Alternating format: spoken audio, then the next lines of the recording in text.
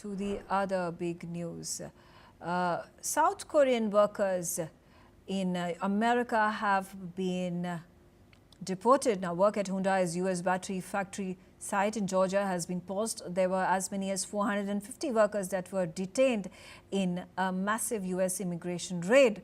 The detentions reportedly include 300 South Korean nationals, prompting Seoul to express concern that the rights of its citizens must be protected. The raid has halted the construction of the new car battery facility, a key investment by Hyundai in the United States. South Korea's foreign ministry stated that the economic activities of its investors and the legitimate rights of its citizens should not be unjustly infringed upon during the law enforcement operations.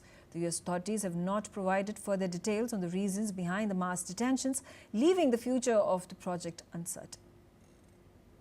Dr. Astha Chadha on the telecast with me. Dr. Chadha, action at this point of time, deportations, detentions of a number of these South Korean workers that were working at a Hyundai plant. How does this impact the relations between South Korea and United States and the domestic economy of America? Yeah, very, very good question, because looking at the timing, I think if you look at the way South Korean government has responded, that says a lot about this very critical partnership, which is important both for the United States and South Korea. So South Korean government has expressed concern as well as regret. And regret is a very strong diplomatic word, given the fact that US did not provide any such tip or any such prior notice to South Korea or through their diplomatic channels, and they just went in to seize production and arrest some of the workers, and few of them happen to be South Koreans. So this shows that this issue is not going to be resolved very soon. The way US government has acted is obviously not in the best interest of this bilateral alliance that they have. There's also going to be an impact on investment and economic cooperation between United States and South Korea. Because look, South Korean companies, and there are several of them, Hyundai, LG, Samsung, there have been some of the biggest multi-billion-dollar investors in United States in very critical sectors like electronic vehicles, semiconductors, which all in a way feed into the US policy goals of strengthening its own domestic supply chains. However, this kind of a raid creates a climate of insecurity, not just for these companies, but also for the government of South Korea, as they're trying to in some way manage this crisis for their people as well as for these big companies. And I must also mention that the political context is very, very important, because this is a critical time where US-South Korean alliance is trying to manage the regional security affairs, and any such political fallout or diplomatic fallout because of miscommunication could gravely injure any trust that exists between these two companies and these two countries. Right, absolutely. Talking about the very difficult relationship between South Korea and United States of America when it comes to trade talks.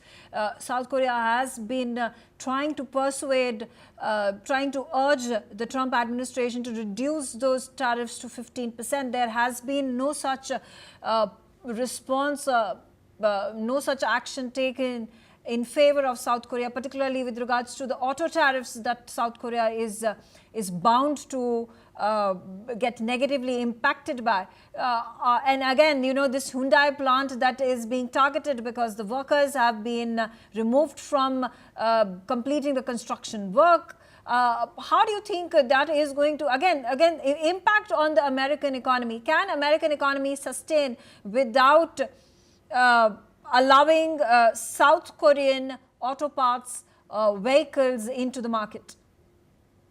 Again, a very good question, and the short answer to this question is no. I mean, US economy is very heavily dependent. I mean, not to say that they are one of the biggest trading partners of all of these countries, but at the same time, they are also very dependent on technology and skilled labor that comes from these countries into United States, be it South Korea, be it India, be it Japan. So any such diplomatic miscommunication, any such act of aggression in a way with regard to US policy on immigration or law enforcement can be seen by the public in South Korea in a very negative light. It also in a way puts into question the amount of trust that these two countries have historically shown each other, and the least possibly that the South Korean government was expecting was some heads up before the US law enforcement agencies went in to arrest a lot of these South Korean workers. And it's understandable why South Korean government is very concerned about their safety and their human rights, given that they might have infringed on their visa rules, but at the same time, there are certain ways to deal with it diplomatically, specifically with an ally. Okay, all right. Thank you, Dr. Asta, for sharing your views on this topic. Shifting our focus on a tragedy that has happened in